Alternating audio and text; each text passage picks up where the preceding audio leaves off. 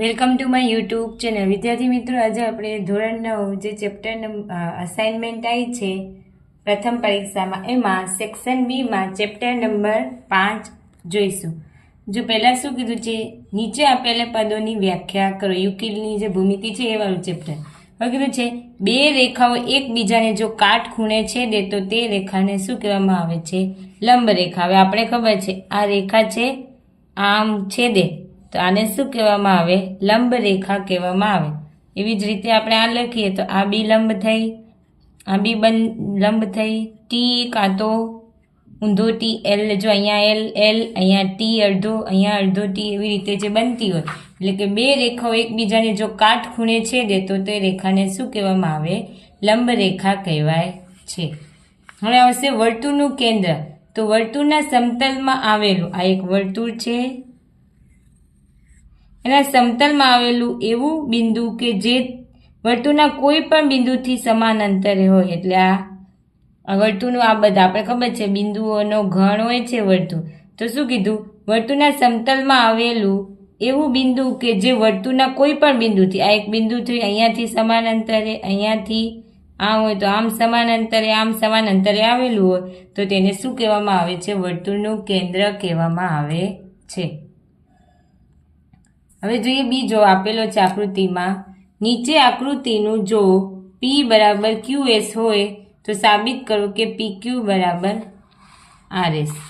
તો આપણે આપેલું છે, અહીંયા લખીએ PQ બરાબર QS. હવે જો PR અને QS બે બરાબર આપેલા છે. તો હવે આ PR થયું અને આ QS થયું. તો જો એમાં આ ભાગ બંને કોમન દેખાય છે તો બંનેમાંથી એ બાદ કરીએ. PR માઇનસ QS બરાબર QS QR. PR આ જે ભાગ કોમન છે ને એ, તો PR માંથી QR માઇનસ કરીએ. એવી રીતે QS માંથી બી QR માઇનસ કરીએ. બંને બાજુ QR બાદ કરતા. તો હવે જો આ PR હતું આખું, એમાંથી આ QR જતું રહે તો શું બચ્યું? PQ બચ્યું, PQ.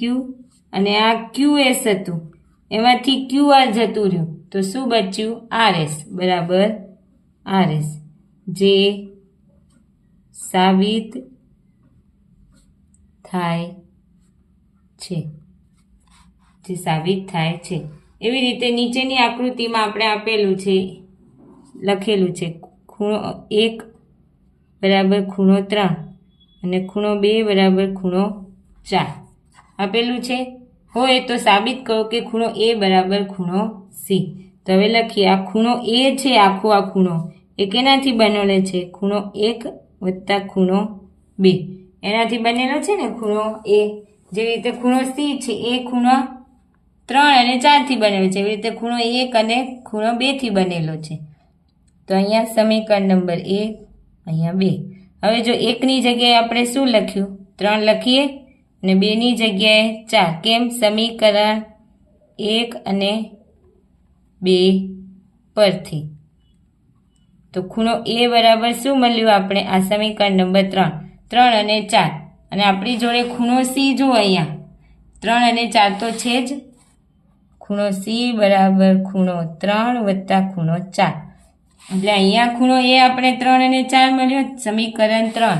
તો અહીંયા લખીએ સમીકરણ 4. તો સમીકરણ 3 અને 4 પરથી જો બે છે સમીકરણ, એની એક એક બાજુ સરખી છે. અહીંયા ખૂણો A બરાબર ખૂણો 3 અને ખૂણો 4, ખૂણો C બરાબર ખૂણો 3 અને 4. તો આ ડાબી બાજુ બી સરખી લખી શકાય, ખૂણો A બરાબર ખૂણો C, જે સાબિત થાય છે. અહીંયા સાબિત કરવાનો હતો આપણે ખૂણો A બરાબર ખૂણો C. ચલો હવે જોઈએ નીચેની આકૃતિમાં AC અને DC. તો લખીએ AC બરાબર DC, સમીકરણ નંબર 1. CB બરાબર CE, સમીકરણ નંબર 2. તો શું લખ્યું છે CB અને CE બરાબર આપેલો હોય તો AB અને DE એટલે આ AB અને DE બરાબર છે એવું સાબિત કરવાનું છે.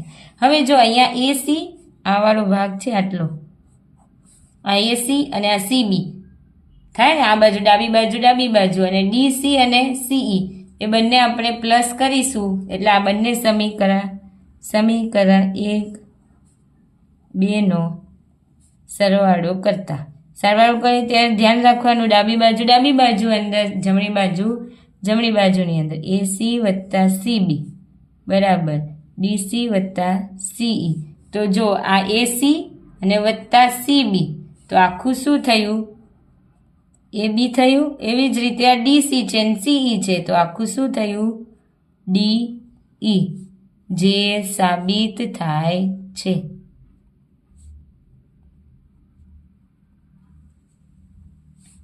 થઈ ગયું, સાબિત કરવાનું હતું એ. ચલો હવે જોઈએ દાખલા નંબર 5. આપેલું છે અહીંયા BX બરાબર હાફ AB, સમીકરણ નંબર 1. BY બરાબર હાફ BC, સમીકરણ નંબર 2. અને શું કીધું છે AB બરાબર BC તો લખીએ AB બરાબર BC. હવે જો આ બંને બાજુ હાફ વડે ગુણીએ AB બરાબર BC તો અહીંયા હાફ AB અને હાફ BC આવ્યું. આ હાફ AB અને હાફ BC, અહીંયા હાફ AB છે તો અહીંયા હાફ AB ની જગ્યાએ હું BX લખી શકું, હા, અને હાફ BC ની જગ્યાએ BY. તો આપણે એ જ સાબિત કરવાનું હતું BX બરાબર BY જે સાબિત થાય છે. તો અહીંયા તમારું 5મું ચેપ્ટર પૂરું થાય છે. વિદ્યાર્થી મિત્રો, જો હજી સુધી તમે આ ચેનલને લાઇક અને સબસ્ક્રાઈબ ના કર્યું હોય તો કરી દેજો અને તમારા મિત્ર વર્તુળમાં પણ શેર કરી દેજો.